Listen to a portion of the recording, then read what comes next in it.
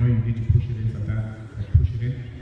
And you present your case, you know, as a broke guy. Because you could drive it as it is, so like, dude, listen man, things are a bit bad, you know. Can I just get my 20 bucks and my poor petrol on a board, you know? You know, you present your case. And you're expecting, you're expecting the teller to comfort you, right? Because it's another guy.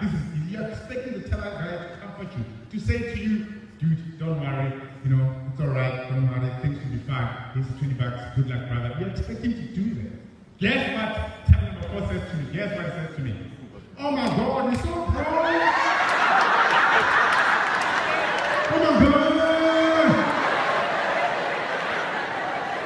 It's a gay teller, man. The one thing was avoiding. I went straight for it. I said, oh, what is wrong?